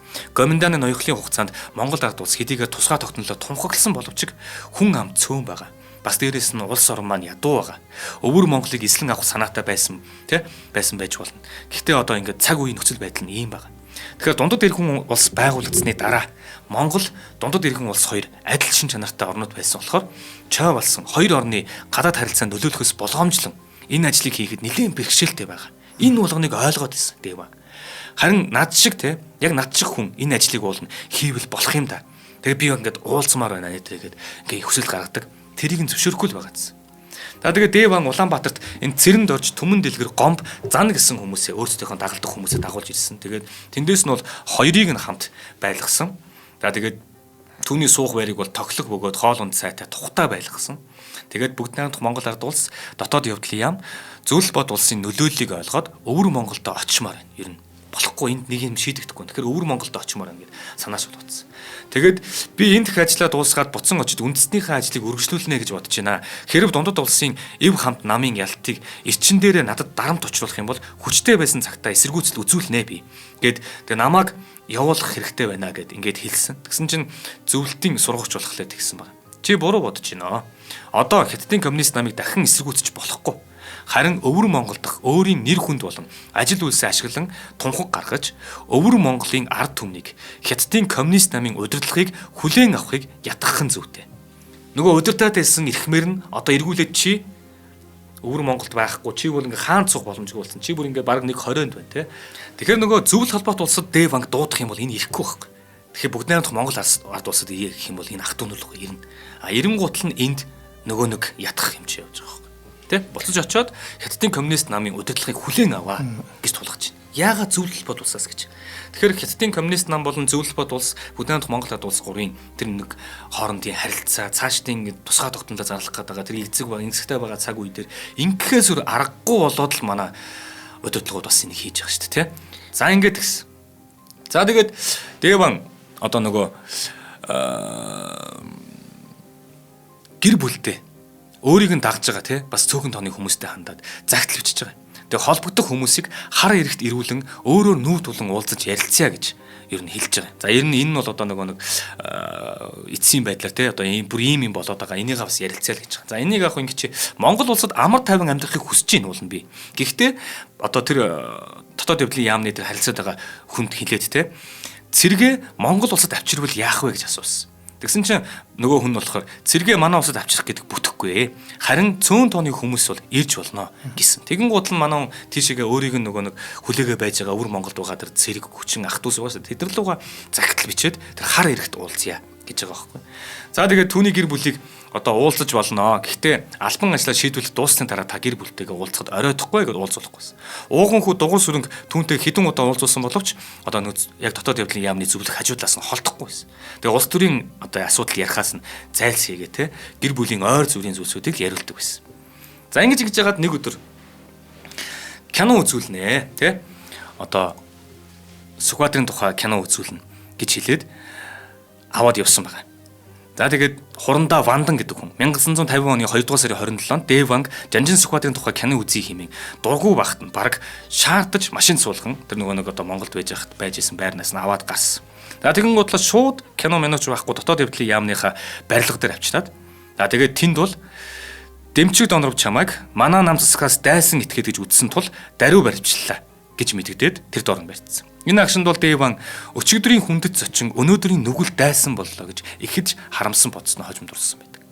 За тэгээд дэмчиг донорын бие нь хөрөнгөтөн улсын ашиг тусын төлөө ардчлалын эсрэг явуулах хорт ажлуудыг өдөртөн толгойж байсан дайсан этгээд болох тул дайчлан баримталж мөрдөн байцаалтыг явуулах саналыг төлөвлөсөн. За ингээд 3 дугаар сарын 1-ээс 9 дугаар сарын 18-ны өдөр хүртэл хагас жил гаруй байцахдаа тоо томшгүй олон асуудлаар түүнийг байцаасан. Тэгээ Японы тагнуул явсан үйл яриагаа хэр гэж тий Японы тагнуул байсан үйл хэрэгэ яри гэж тулгасан.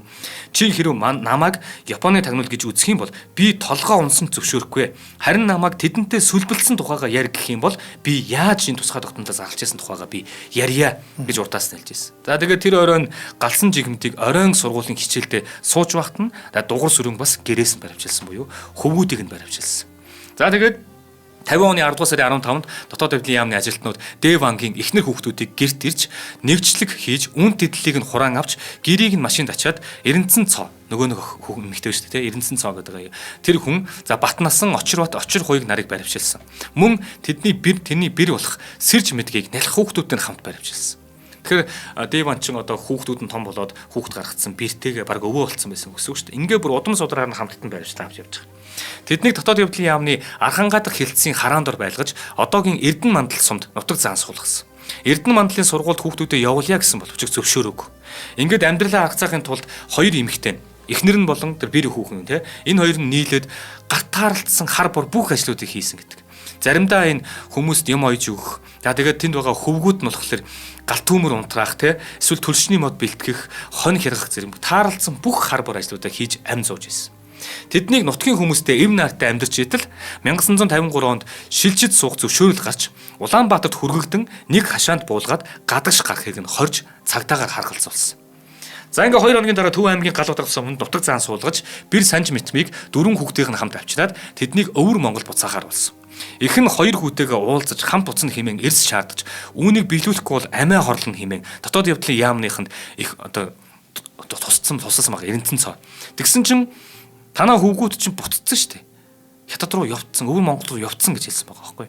За тэгээд Дэмчиг Донор Овогтой дугуй сүрэнгийн одоо яг дотоод явдлын яам дээр үүсгэсэн хэрэг нь гэх юм бол 1294 тоод 12904 тоод мөдөн байцаалтай хэргийг 1950 оны 10 дугаар сарын 12-нд нээж 1951 оны 12 дугаар сарын 30-нд хааж идвэрлсэн. Дугуй сүрэнг нийт 138 удаа байцаагаад 1316 хуудастай 5 хавцад хэрэг бүрдүүлсэн байдаг. Эргээс үсэх юм бол дугуй сүрэн 1918 онд төрсөн 45 он хүртэл Сүнд баруун хошууны ноён тушаалд ван зэрэгтэй явсан 44 онд уг хошууны хөлийн сэргийлэх хорооны дараагаар дэд гурвандаа цалтай ажилласан 39 ба 44 онуудад Токио хотод ном үзэхээр очиж байсан 45 онд Бүгд найрамдах Монгол ард улсад ирээд шинэ хүчний сургуульд сурч төгсөөд улсын их сургуульд хэл бичгийн ангид суралцж байсан Амбул 11 лам яваагүй гишүүн бус Япон, Хятад, Монгол, Англи хэл бичиг мэднэ. За тэгээд дугуй сүрэн нь Сүнэд баруун хошууны ноён байхдаа Японы идэвхтэй тагнуул болж уг хошууны ард түмнийг тагнаж байснаас гадна Монгол улсын эсрэг тагнуулын ажлыг хүчтэйгээр явуулж Японы эзэрхийлэн түрэмгийлэх явдалд тусалж байсан нэтгээд өгөөд мөн тус улсад ирснээс хойш янз бүрийн худал гүтгэлгийг тарааж хөрөнгөтний харгас хүчийг магтах буюу ачилсан улсыг муучлах явдал тасралтгүй болжээ гэж эрүүгийн хэргийн за 62 66 дугаар зүйл ангиудаар заагаад гэмт хэргийг үйлдэлсэн тогтоогдож ял төлөвлөөд 1952 оны 1-р сарын 5-ны өдрийн 1-р хурлаар буудан алах ялаж шийтгсэн. За ингээд ер нь бол одоо хүүхдүүдийг нь 2 хүүг нь барьж хорих. За тэгээд гэр бүлийг нь ингээд нутаг заах гэх мэтлээ ингэж байжгаад тэгээд гэр бүлийнхнийг нь болохоор 1953-ын 6 сарын ихэр Хөлбөмбөр аймгийн Шинэ Бараг баруун хошууны нутагт Хэлийн бомбоор Хятадын талд хүлээлгэн өгсөн байна. Хятадны коммунист намд. Тэгээ ер нь бол тэгээд ингэж очиод ингэж ботсон хүмүүс бол ерөөсөө амьд үлдээгүй шүү дээ. Гэхдээ Хятадын коммунист нам яг энэ одоо гэр бүлийн хувьд болохоор цааш нь авч яваад нутаг цаагаад тэгээд сургууль ирээдүйд суралцуулахгүй, ажил хөдөлмөр эрхлүүлэхгүй бас маш их хүнд амьдралыг туулуулсан. За тэгээд Дэванг болохоор бас мөн ялгаахгүй 1963 онд юм байна. 62 онд Очир Батыг ээжтэй хамт дуудаад за энэ тэр үедээ бол одоо Дэванг эргүүлээ бас Хятадын коммунист нам хүлээлгэж өгсөн. Тэгээд Хятадын коммунист нам тэр Дэванг бол хүлээж аваад шууд бас хэрэг үүсгээд шоронд хийсэн. За тэгээд бүр сүүлд 1962 он одоо бүр 1962 онд 45 онд Монгол руу яваад 62 он гэхээр чинь 48 онд оцсон гэхээр чинь баг 14-5 жил Хятадын одоо юунд хоригдож байгаа байхгүй юу. Тэгсэн чинь 62 онд болохоор өвөр Монголын дотоодыг хамгаалахаас Очир Батыг ээжтэй хамт дуудсан байгаа. Тэгээд аав нь элэгний хүнд өвчнөр өвчилсөн. Тэгээд эмнүүлээд гайгүй болсон болохоор одоо гэр бүлийнхнэр уулзуулахар шийдвэрлэж байгаа маа гэж хэлсэн байгаа. Тэгээд дуудсан. Тэгээ аав нь бол үнэхээр өөрийнхөө хийсэн хэрэг гинэ тэр ямиг Дэван бол хүлээн зөвшөөрөөгүй. Тэгээд 10 гаруй жил хоригдсон. Тэгээ элэгний хор тавдартай болсон. Тэгээ сүүлдээ бол за одоо энэ бол яач чадахгүй гэж байгаа юм шиг сулалсан байт юм байл. За тэгээ 1963 оны 4-р сарын 9-нд одоо Дэмчиг Донровт Бүгд найрамдах Хятад ард улсын дээд шүүх хорооны онц уучлалын бичгийг гардуулан өгч хүү Очир Батаар нь талархлын үг хэлүүлж ёслол үйлдүүлээд тэгээ намын хорооны дид нарийн бичгийн дарга дотоодыг хамгаалах газрын Бэлэг Баатараар үг хэлүүлээд түүний эхнэр хүүгийнх нь хамт дотоодыг хамгаалах газрын албаны хүмүүс гэрт нь хүргэж өгсөн баг. За тэгээ энэ үед бол одоо 10 гаруй жил энэ хүнийг бол яаж тэнд хорж ирсэн мэддэхгүй шүү дээ. Ямар ч байсан даанч оройтлоо доо гэдэг үг л гарсан юм билээ тэр хүнээс. Даанч оройтлоо доо гэдэг. За тэгээд тэрээр бол одоо бие муу байсан ч гэсэндээ өвөр Монголын ах дүүсийн хаан соён гэгэрэх боловсрох энэ үйл хэрэгт өөрийнхөө сурсан мэдсэн бүх зүйлээ бас ингэж зориулж насан эцэслэлээ байсан гэдэг. За тэгээд энд би сүүлд нь цаг дуусж байгаа учраас би сүүлд нэг юм хэлээд өгч байна. Соёлын өвсгөлийн үе гэж чинь соёлын өвсгөл гарч байгаа шүү дээ тий. Тэгээ Мао Цзэдуны үе гарч ирж байгаа. Тэр үед бол бас л их цус урссан өвөр Монголд маань. 1900 Очир Бат гэж сайн нэг хүү яригдаад байна та тий. Тэр Очир Бат гэдэг хүү болохоор манай улсаас одоо ингээд уршаага хүргэгдсэн байх нь шүү дээ тий. Хүргэгдээд 36 жилийн дараа буюу 1989 оны 7 сард Улаанбаатар хотод ирсэн. Тэр нөгөө хүчээр гарснаас хойш. Тэгээд Улаанбаатарт ирсэн зорилго нь хуучин танилуудтайгаа уулзах, хамт сурж исэн хүмүүстэйгээ уулзах, дээрээс нь төссөн ахыхаа сургийг гаргах гэдэг. Төрсөн ахыхаа талаар сургалаад үзсэн чинь аль 1950-ын хэдэн онд нь цаазаар ахуулсан байсан гэдгийг 36 жилийн дараа мэдчихэж байгаа. Тэгээ нөгөө нэг ягаа хүүгийн аваад үлдсэн шүү дээ. Тэгэхээр тэн чин аав нь Дэван ч гэсэндээ тэр уршаа очиод хоригдоод ингэж явсаар хагаад тэгээ хүр хөвгтүүдтэйгээ хичнээн жилийн дараа чимдээ тэнд нэг амбулээр уулзаж байгаа. Тэгээ бүр сүулт маав өнгөрсний дараа энэ хүн очир бат гэдэг хүн ахыгаа хайгаад ирсэн чинь аль 50 онд 30 хэдэн жилийн өмнө цааслуулсан шүү дээ гэдэг хариуг сонссон байна. Тэгээ 1991 оны 11 сард улсын дээд шүүхийн цэргийн коллегийн 10 дугаар сарын 5-ны өдрийн 154 дугаар тогтоолоор тэр ах дүгүүсрэн буюу цаазар ахуулсан энэ хүнд улс төрийн гэмт хэрэгт холбогдолгүй болохыг нь тогтоон цагаатгсан үнэлэх болгосон. Тэгээ улсын дээд шүүхийн мөн оны 12 дугаар сарын 18-ны буюу 1991 онд 195 тогтоолоор ах галсан жигэмдийг нь бас цагаатгаж үнэлэх болгосон. За Очир Батыг болохоор 1998 оны 10 дугаар сард Япончуудын урилгаар Токиод очиход парламентын дарга нь хүлээн авч уулзсан бөгөөд Япон-Монголын найрамдлын нийгэмлэг болон олон нийтийн хэд хэдэн байгууллагаар орж аавынхан зөвлөхөр ажиллаж исэн 92 настай Накажима гэдэгтэй уулзсан байдаг. Түүнийг мөн Осака хотод зочлуулж тэнд ажиллаж сурчгүй монголчуудаа уулзуулж олон газараар явуулсан. Тэгээ Очир Бат гэдэг энэ хүн одоо Хөх хотод гэргий охин хүү зээгийн хамт бас амьдарч идэг гэсэн байна. За ер нь товчхондоо төгсгөлд нь хэлэх юм бол Дэванг манай улсад эрүүлэхэд чиглэсэн ажиллагааг манай дотоод явдлын яам чөлөөлөх дайны үеэс төлөвлөж эхэлсэн бололтой байдаг. Энэ ажилдаа түүний ойрын садан алтан очир гүн зэрэг нэр бүхий хүмүүсийг ашиглаж исэн баримт байдаг. Түүний гэр бүлийнхнийг болон хүү дугур сүрэн гэрийнхэнтэй хамт Улаанбаатарт ирүүлсэн нь үүнтэй холбоотой. Дугур сүрэнг манайхан энэ ажилдаа идэвхтэй ашигласан. Дэван хоёр Монголыг нэгтгэх асуудалд Маршал Чойволсонгийн дэмжлэгийг авч босож очоод Америк нэгдсэн улсын дэмжлэгтэйгээр туслалцаатаагаар цаашид тэмцлээ үргэлжлүүлж болох байх гэсэн гойдлого өвөртөлж Улаанбаатарт ирсэн. Гэтэл манайхан түүнийг ялтан болгож хорж байцаагаад зогсохгүй хоёр хүүгэнд баримтлан шийтгэж гэр бүлийнхнийг нь нутаг заан цөлсөн. Энэ бол үнэхээр харамсалтай хэрэг. Гэхдээ энэ үед ингэхээс рүү аргагүй ингэн барин тусгаар тогтнолоо хүлээн зөвшөөрүүлэх тийм том бас юм зүйл байсан шүү гэдгийг манай үзэгчид сонсогчдод одоо бол ойлгох баха. За бас. За баярлалаа нуш. Тийм ээ одоо яалтаач үлээ. Өстой яалтаач үлээ дээ нэр. Сүүлдээ бүр ингэж байгаа байхгүй. 61 онд чинь Хилийн маргаантай улсыг яаж тусгай тогтносон улс гэж хүлээн зөвшөөрөх юм бэ гэдэг юм яригдчих. Тэгэхээр за тэгвэл Хилийн асуудлаа бүр нин даруй шийдвэрлээд дугуулж авахгүй бол бид нар бүр баларна гэдгийг мэдээд байгаа учраас баг за өгөөч хамаагүй одоо Хилээ дугуулж авъя гэж 61 онд өнөөгийн Монгол улсын маань одоогийн Монгол улсын маань тэр Хил гэдэг зүйл чинь бүрэн тогтчихж байгаа шүү дээ. Ийм том золиосуудыг бас бид нар бодож явах хэрэгтэй юм билээ л дээ. Юу энэ тухайн төрөөгөө тэд нар тийм эднэр ийм наачин ийм гэж амнаасаа гаргахаас өмнө. За баярлалаа. За баярлалаа. За өнөөдрийн дугаарыг маань чанартай амьдрий Мортон Резиденс болон бид аз жаргалыг үйлдвэрлэдэг Монконди брэнд ивент итгэлээ.